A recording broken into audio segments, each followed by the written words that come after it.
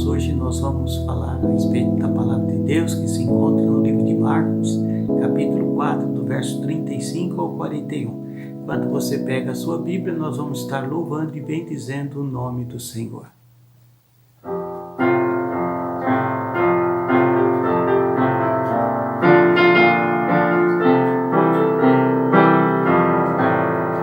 Com Cristo no barco tudo vai muito bem, vai muito bem, vai muito bem. Com Cristo no barco tudo vai muito bem, e passa o temporal, passa o temporal, passa o temporal. Com Cristo no barco tudo vai muito bem, e passa o temporal.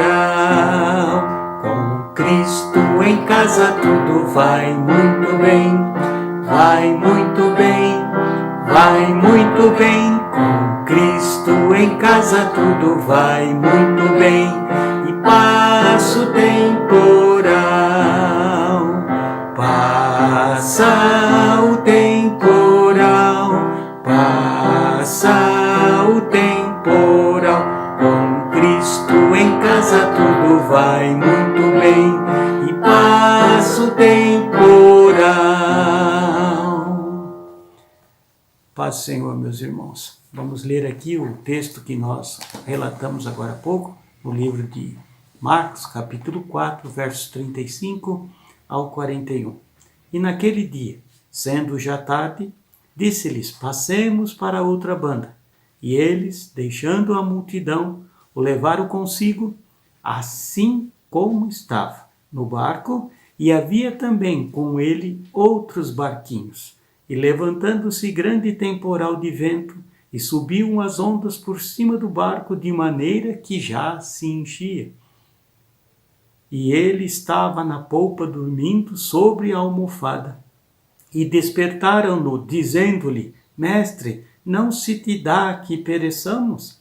E ele, despertando, repreendeu o vento e disse ao mar: Cala-te, aquieta-te. E o vento se aquietou, e houve grande bonança. E disse-lhes: Por que sois tão tímidos? Ainda não tendes fé? E sentiram um grande temor, e diziam uns aos outros: Mas quem é este, que até o vento e o mar lhe obedecem? Queridos, o texto mostra que como a multidão se aglomerava junto a Jesus, ele então entra no barco com os seus discípulos, se afasta da margem, e do barco ele começa a ensinar através de parábolas. Desde lá do primeiro versículo do livro de Marcos capítulo 4, então começa ali o Senhor a ensinar sobre a parábola do semeador, da candeia, da semente, do grão de mostarda. Com isso, aquela multidão e também os seus discípulos tiveram a oportunidade de ouvir Jesus durante algumas horas. E também podemos dizer que as parábolas que ali Jesus ensinava, existiam nelas muitos ensinamentos, mas principalmente cada uma delas ensinava à multidão e aos discípulos buscarem a palavra de Deus, e que tanto a palavra de Deus quanto a fé precisavam ser colocados em prática. Pois bem, o texto diz que chegando à tarde, disse Jesus aos seus discípulos: passemos para a outro lado. E eles, deixando a multidão, levaram consigo, assim como estava no barco, e havia também com eles outros barquinhos que seguiam o barco aonde estava Jesus e os seus discípulos. Aqui, queridos, eu já aprendo algumas coisas importantes. Os discípulos obedeceram ao Senhor. Nós também devemos viver hoje como fiéis, como homens e mulheres obedientes à palavra de Deus. Outra coisa que eu aprendo aqui neste contexto é que a figura do barco é a figura das nossas vidas. A ordem que Jesus dera aos seus discípulos, passemos para o outro lado, é a figura da missão da igreja nos dias de hoje, de obedecer o chamado do Senhor e chegar até o outro lado, ou seja, ir até o fim, combater o bom combate, não desfalecer no caminho. Portanto, o segredo, queridos, é levar Jesus dentro do barco da nossa vida. Ele que tem que ser o centro, o primeiro, o principal. Quando o Senhor Jesus está conosco e temos força necessária para irmos até o fim, para enfrentarmos com coragem as dificuldades da vida, Jesus está no barco da minha vida e da tua vida. Vejam o que o texto diz, que junto ao barco de Jesus existiam outros barquinhos que estavam seguindo Jesus, mas nem todos que começam a seguir Jesus permanecem até o fim. Muitos desistem no caminho. Sabe por que isso acontece? O texto diz, levantando-se um grande temporal de vento, e subiam as ondas por cima do barco, de maneira que já se enchia. Quando a tempestade chegou, só ficou o barco onde estava Jesus e os seus discípulos. Os outros barcos voltaram para a margem, mas a ordem de Jesus era para que eles fossem até o outro lado. Queridos, na nossa vida acontece coisa semelhante. Muitas vezes estamos cercados de amigos, de parentes, de pessoas que nos acompanham enquanto nós acompanhamos a Jesus. Mas quando vem a tempestade, quando a tempestade se levanta em nossas vidas, para onde todos vão? Muitas vezes somos abandonados, esquecidos. Mas não tem problema. Sabe por quê? Jesus continua no barco, nas nossas vidas, e no momento certo, Ele agirá em nosso favor. Sabe, queridos, pensando nesse contexto, eu convido você a usar a sua imaginação junto comigo. Eu fico imaginando o comportamento dos discípulos dentro daquele barco. O comportamento de Jesus ficou claro. Jesus pega uma almofada, vai até a polpa, deita a sua cabeça e dorme. Mas qual foi? Imaginem só, quais foram os comportamentos dos outros discípulos. Na verdade, para se atravessar de um lado para o outro, haveria necessidade de se percorrer mais ou menos, aproximadamente 12 quilômetros para chegar até a outra banda. Agora imagine como se comportaram os discípulos naquele momento. Vamos imaginar dentro do barco. Eu sei que a palavra de Deus não relata nada sobre o comportamento dos discípulos naquele momento, mas vamos imaginar a cena. Por exemplo, o discípulo Tomé, lembram-se dele? É esse mesmo Tomé, que algum pouco depois haveria de, para crer, precisar ver, ver para crer. Este Tomé se levanta e diz, meus amigos, meus irmãos, não sei se vocês perceberam, mas uma tempestade começa a se levantar. Os barcos que nos seguiam já não seguem mais. Eu acho que nós deveríamos também voltar para a margem. Mas, meus irmãos, no mesmo momento levanta Pedro. Pedro se levanta com toda a sua força e diz assim, não, a ordem do mestre é para nós passarmos para o outro lado. Sendo assim, nós não vamos avançar, vamos continuar. Mas Tomé, mais uma vez, responde, nós sabemos como são as tempestades neste lago. Elas vêm de repente, ficam perigosas. Nós somos pescadores deste lugar. É melhor nós atentarmos para isso. Vamos voltar também. Vamos retroceder. Mas, novamente, Pedro, ele se levanta e diz, não, eu conheço este lago. Eu conheço este mar como ninguém. Eu nasci aqui. Vamos sim atravessar. Vamos chegar até o outro lado e fazer com que a palavra, a ordem do mestre seja cumprida. De repente, meus irmãos, se levanta Tiago, João, André, que estavam também no barco e endossam o discurso de Pedro e dizem: enquanto estamos neste barco, não precisamos temer.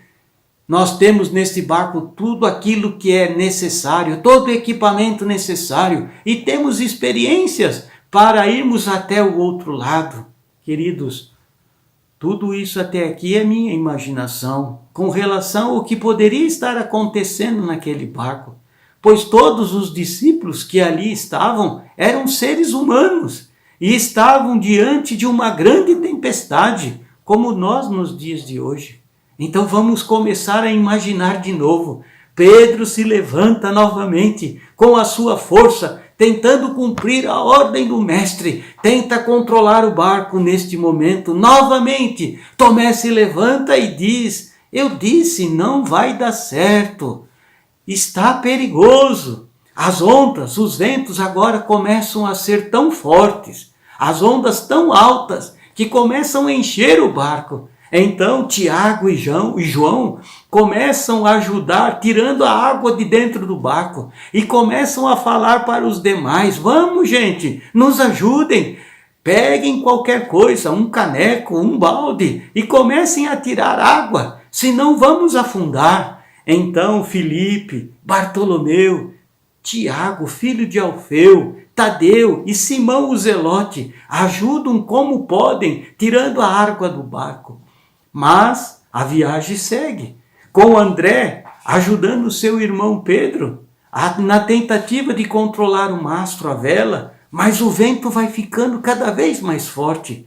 André, talvez neste momento, ajudando ali o seu irmão Pedro, ele diz: a obra do outro lado deve ser muito grande, porque estamos tendo tanto impedimento para chegar do outro lado. Parece que lá do outro lado vão ter muitas vidas para ser ganhas. E de repente, lá num canto, Judas se manifesta. Lembra-se de Judas? Sim, aquele que mais para frente vai vender Jesus por 30 moedas de prata. Ele começa a fazer as contas e dizendo: olha, se conseguirmos levar este barco até o outro lado, muitas coisas vão ter que ser reparadas neste barco. Talvez tenhamos até que comprar um barco novo, mas vai ser muito dinheiro a ser gasto. Que coisa, quanto dinheiro que estará sendo perdido nessa tempestade. Sabe, meus irmãos, talvez lá num cantinho do barco, Mateus se levanta e diz assim: não sei nadar, vocês sabem disso, eu sou o único que não sei nadar, meu Deus, me ajude. Queridos, isso tudo foi uma imaginação, mas ilustrei desta forma para que possamos aprender um pouco sobre o comportamento humano. Quando nos vemos no meio das tempestades da vida, cada um reage de uma maneira, alguns com mais coragem, outros duvidando nos seus corações, outros ficam com medo, outros encaram a tempestade de frente, outros fogem e se escondem. Mas a verdade é, todos nós passamos por tempestades em nossas vidas. O fato é que você ter aceitado a Jesus Cristo como seu Senhor e Salvador não o coloca em uma bolha imune exatamente a problemas e tempestades. A palavra de Deus nos ensina em João capítulo 16, verso 33, tenho-vos dito isso, para que em mim tenhais paz. No mundo tereis aflições, mas tende bom ânimo, eu venci o mundo. Mas uma coisa também é certa, Jesus nunca nos abandona. Lembra-se, Jesus estava no barco com os seus discípulos no meio daquela tempestade. Também hoje, Deus está no barco das nossas vidas. Mas alguém pode até perguntar: por que o Senhor permite que as tempestades venham sobre as nossas vidas? Queridos, para nos fazer crescer, para nos colocar aos pés do Senhor, para a nossa confiança seja alicerçada em Deus, na sua palavra, para que a nossa fé seja fortalecida em Deus. Temos que ser treinados pelo Mestre, assim como os discípulos estavam sendo treinados naquela ocasião. Os discípulos naquele dia tinham ouvido muitos ensinamentos de Jesus, e o foco principal dos ensinamentos era sobre a palavra, o testemunho, a fé. Agora Jesus estava dando oportunidade para eles colocarem todo aquele ensinamento em ação. Meus amados, aprenda que aquela tempestade foi permissão de Deus, assim como tudo o que temos que passar hoje é também provação de Deus, é também permissão de Deus para crescimento nosso, para crescimento da igreja. Não podemos perder esta oportunidade. Mas sabe qual foi o resultado daquele momento na vida dos discípulos? Eles falharam. Como nós também, como muitos de nós hoje, estamos correndo o risco de falhar no nosso teste, na nossa prova. Enquanto tudo isso, lógico, ocorria na nossa imaginação, o comportamento de cada um dos discípulos. Veja o que está escrito no verso 38. Jesus dormia sobre uma almofada. O que significa isto? Jesus Cristo confiava no Pai e por isso descansava. Aleluia! E neste momento os discípulos então foram até Jesus e despertaram-lhe dizendo: Mestre, não se te dá que pereçamos? Ou seja, Mestre, não vês que vamos perecer? Aprendam, queridos, quando Cristo está no barco das nossas vidas, pode ter a certeza, o livramento virá, o socorro é bem presente. Somos levados à tempestade até o momento que não aguentarmos mais. Aí o poder sobrenatural de Deus, da sua palavra, se manifestará no barco das nossas vidas. Deus é fiel para cumprir a sua palavra. Lembre-se dos ensinamentos que veio no altar do Senhor sobre a tua vida, no momento das dificuldades. Ao invés de ficarmos curtindo as informações que chegam até nós a respeito da tempestade, lembre-se das promessas que Deus tem sobre a sua vida e sobre a sua casa. Profetize a palavra de Deus sobre toda notícia que venha te levar a ficar com medo, cheio de incertezas. Sua fé está sendo colocada em prova, creia nisto. Querido, Jesus estava no barco, assim como Jesus está no meio da sua igreja hoje. Ele, despertando, repreendeu o vento e disse ao mar: cala-te, aquieta-te. E o vento se aquietou e houve grande bonança. Amados, é tempo hoje de vivermos a palavra de Deus. Muitas vezes somos como os discípulos, ao invés de usarmos os ensinamentos que temos aprendido da palavra de Deus, temos comportamentos humanos, naturais, por isso ficamos com medo, desesperados. Hoje a igreja está sendo levada a viver um tempo em que estamos tendo a oportunidade de colocar em prática o que temos aprendido, mas não, estamos incrédulos muitas vezes, duvidando muitas vezes que Deus está conosco. Confie em Deus, meu irmão, a minha irmã. Não sei o tamanho da luta que você está enfrentando nesses dias. A tempestade pode estar balançando o barco da sua vida, mas lembre-se de uma coisa: Jesus nunca te abandona, nem por um segundo sequer. Nesta passagem bíblica, Jesus como homem estava dormindo, mas estava testando a fé dos seus discípulos. Mas hoje ele está à direita de Deus e intercede pela sua igreja com gemidos inexprimíveis. Jesus acalmou aquela tempestade. Ele não permitirá que os seus filhos pereçam também hoje nos nossos dias. E logo após, veja só, o vendaval acalmar, veio uma bonança. E aí o Senhor se refere aos seus discípulos dizendo: por que estáis tímidos? Ainda não tendes fé? Queridos irmãos, nosso barco hoje, nossas vidas estão debaixo da ordenança, da sua palavra, da autoridade de Deus. A palavra nos garante que somos mais do que vitoriosos. Esta é a certeza que deve estar em nossas vidas hoje. Aleluia!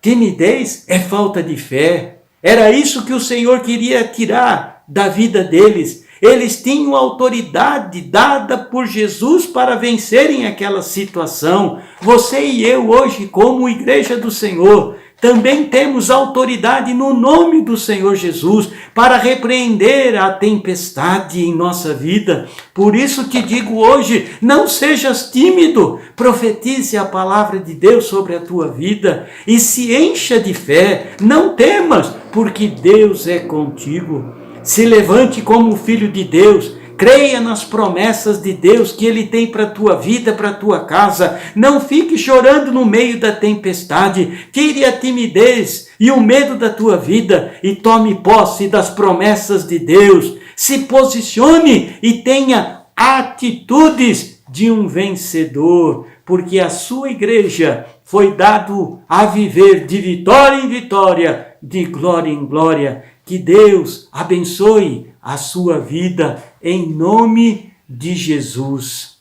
Também hoje, como nós falamos aos irmãos, é o 4º domingo do mês. E no 4º domingo do mês, nós participamos da ceia do Senhor na igreja. Não podemos estar lá hoje para juntos participarmos, mas eu disse para os irmãos via WhatsApp que aqueles que quisessem participar hoje, cada um na sua casa, que apresentasse ao Senhor um cálice de suco de uva e um miolo de pão, que nós haveríamos de estar consagrando para que a igreja do Senhor não perca esta oportunidade de trazer em memória o grande sacrifício que Jesus fez lá na cruz do Calvário em nosso favor. Por isso vamos consagrar agora estes elementos. Pai, eu consagro a Ti esse suco de uva como a figura do Teu sangue, o miolo do pão como a Tua palavra que foi ali na cruz do Calvário enviada em nosso favor.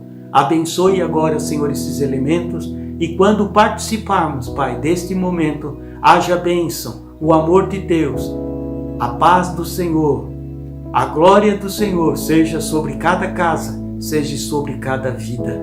Em nome de Jesus, eu peço e agradeço. Amém e amém.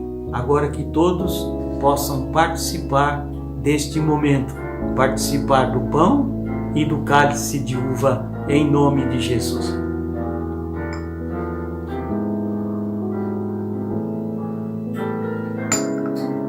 Graças a Deus, louvado seja o nome do Senhor. Ao Senhor sempre seja dada toda a honra, toda a glória, todo o louvor e toda a majestade. Que todos fiquem na paz do Senhor Jesus. Amém.